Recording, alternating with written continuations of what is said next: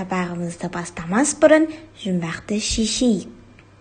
Еш тесікке тұрмайды, ол жоқта жер құрғайды. Бұл не? Дұрыс айтасыңдар балалар, бұл су. Балалар, судың бізге қандай пайдасы бар? Суды қай жерде қолданамыз?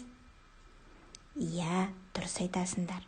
Біз суды ішеміз, тамақ дайындаймыз, сумен жуынамыз, және де өсімдіктер мен жануарларға да судың қажеті мол. Демек, біздің бүгінгі сабағымыз су туралы. Біздің тақырыбымыз судың қасиеті. Мақсатымыз сен тыйым сөздерді білесің және қолданасың. Ең алдымен бізге берілген өлеңге назар аударайық. Су иесі Сүлеймен, судан балық тілеймін. Судан балық бермесең, үйге барып не жеймін? Жас өркен газетінен. Балалар, бұл өлең не туралы? Иә, балалар, өлең су туралы, Сүлеймен туралы. Сүлеймен патша туралы берілген мәтінге назар аударайық. Көк құтанның ақылы. Күндердің бір күнінде бір сиқыршы Сүлеймен патшаға мәңгі өмір сыйлайтын суды сыйға тартқан екен. Киелі суды ішу-ішпеуі жөнінде ақылдаспақ болып, күллі аң мен құстарды жинайды. Ұзамай хайуанат біткен тегіс бас қосады. Тек ұзын сирақ көк құтан ғана келмейді. Сонда Сүлеймен патша тұрып итке тіл қатады. Сенің басқалардан бай баламың көптеу еді. Сен барып көк құтанды азғырып әкелші маған, дейді. Ит шынымен ақ көк құтанды ертіп әкеледі. Уа, көк құтан, көне көз кемелім, мына бір киелі суды ішейін бе, ішпейін бе, соны айтшы, дейді Сүлеймен. Егер мына суың өзіңнің барша дос-жараныңа, туған-туысқандарыңа және ұшқан құс, жүгірген аңға жететін болса, онда бұл суды ішіп қой. Тамшысын да қалдырма. Сонда өмірден бақытты да, қуанышты да табасың. Бірақ оны бір өзің ғана ішсең, мәңгі бақи өкініп, опынумен өтесің. Жалғанда соқа басың сопиып, жалғыз қаласың.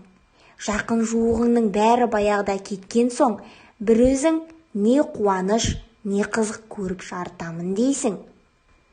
Япырмай, сен шынында данышпан екенсің. Мұны маған сенен басқа тірі жан айта алмас еді, дейді Сүлеймен риза болып. Сөйтіп, ол киелі суды ішпейді. Пошы қожа. Аударған Әбдімәлік Жұмабаев. Балалар, мәтін не туралы? Мәтінде Сүлеймен патша неліктен су ішуден бас тартты? Дұрыс айтасыңдар балалар, мәтін су туралы. Және ол көк құтанның ақылын тыңдады. Балалар, тапсырмамызды жалғастырайық. 4-ші тапсырма суға қатысты тыйым сөздерді жалғастырып жаз. Ал сендер суға қатысты қандай тыйым сөздер білесіңдер? Суға қатысты тыйым сөздер: суға түкірме, суды ысырап қылма, түнде суға барма, беті ашық қалған суды ішпе. Қане балалар, тыйым сөздерді дәптерімізге жазып алайық. Балалар, бүгін қандай сабақпен таныстық? Дұрыс айтасыңдар, судың қасиеті және су туралы нақыл сөздерді білдік. Қане, су сөзіне синклейн әдісі арқылы 5 жолды өлең құрастырайық. Зат есім су, сын есім сұйық, дәмсіз. Балалар, 3-ші жолда қандай сөздер тұратын еді? Ойланайықшы. Дұрыс айтасыңдар. Етістік, ағады, салқындатады, қатады. Одан кейін 4 сөзден тұратын сөйлем керек. Ойланайық. Иә, жазда балалар суға шомылады. 5-ші синоним. Дұрыс айтасыңдар. Өзен деген синоним болады. Жарайсыңдар балалар. 5-ші тапсырмаға назар аударайық. Суды үнемдеу дегенді қалай түсінесің? Осы бағытта сен қандай ұсыныстар айтар едің? Өз ойыңды жазып көр.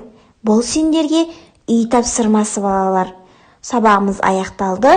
Сау болыңыздар.